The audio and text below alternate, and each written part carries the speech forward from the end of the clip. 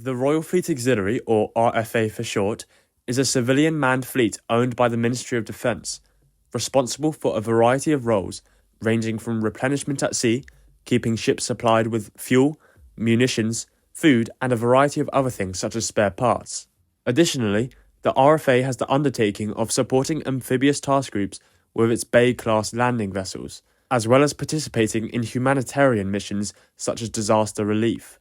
As of June 2025, the Royal Fleet Auxiliary has a force of 11 vessels. These ships can be categorised into several groupings depending on their role, including replenishment oilers, solid stores auxiliary ships, amphibious support ships, casualty response ships, as well as more recently surveillance and support vessels. As for replenishment oilers, there includes 4 ships, being the Tide-class tankers, all of which entered service between 2017 and 2019.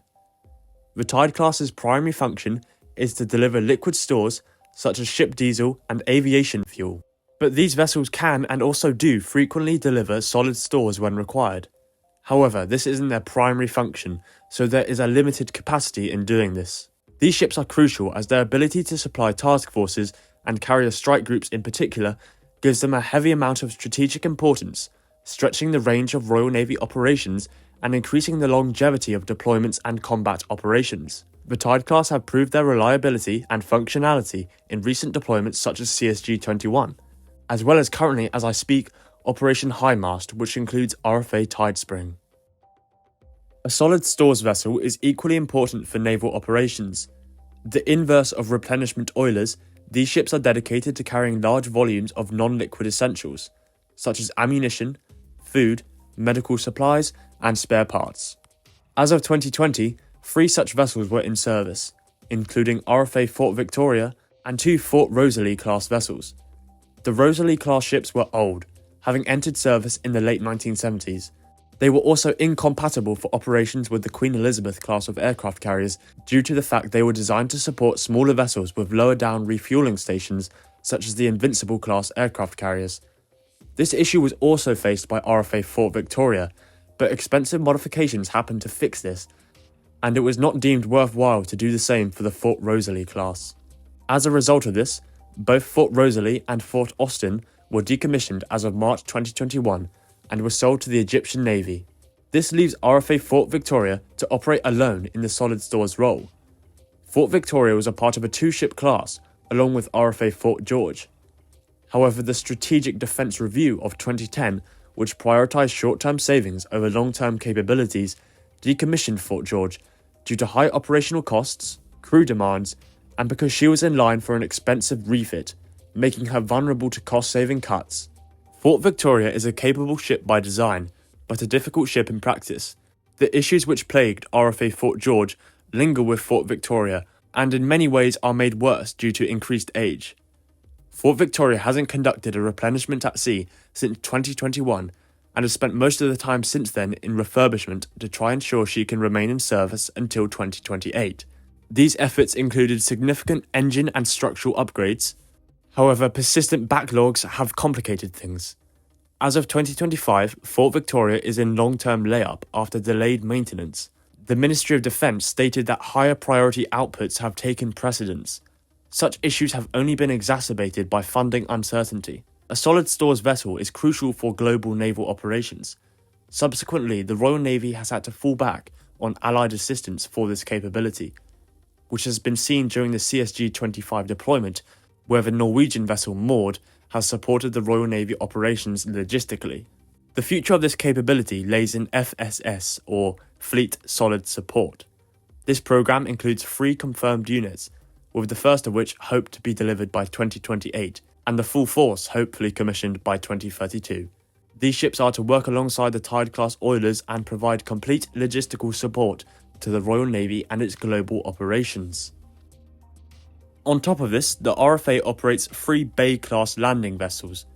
These ships provide amphibious support, humanitarian aid, as well as sea lift transport of vehicles, equipment and personnel. In more recent years, these ships have had to operate unofficially in a littoral strike role, making up for the shortfall in capability left in the wake of the Albion class's inactivity and recent decommissioning. The Bay-class vessels are versatile, cost-effective and forward deployable, making them very effective in service. They are some of the most heavily used vessels within the RFA's fleet and have participated in several key operations, including the Littoral Support Group South, which saw RFA Line Bay and RFA Argus operate globally into the Indian Ocean.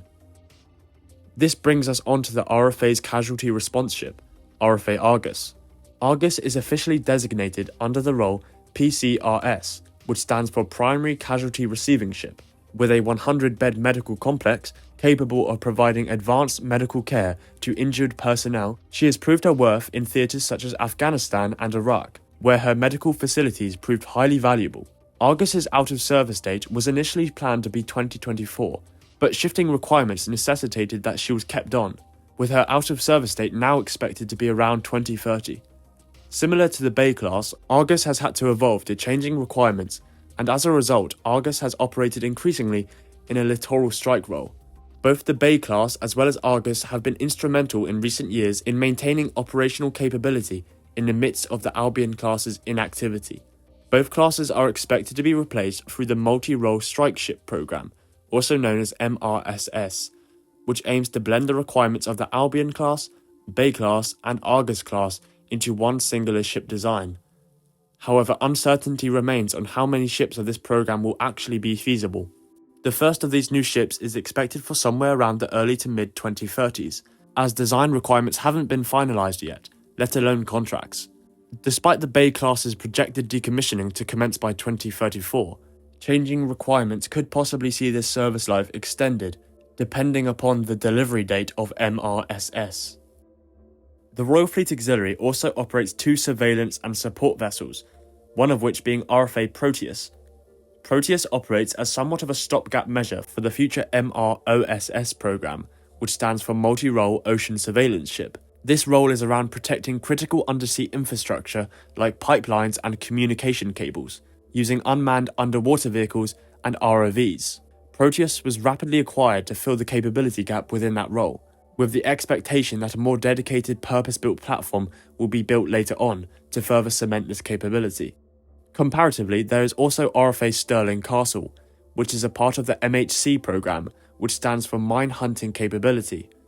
Stirling Castle symbolises the shift in the UK's mine hunting capability towards autonomous systems, reducing risks and personnel. There are also plans to modify the stern of this ship with a ramp for operating unmanned surface vehicles to enhance skills in operating such a function and to build readiness for similar ramps to be possibly installed on other vessels.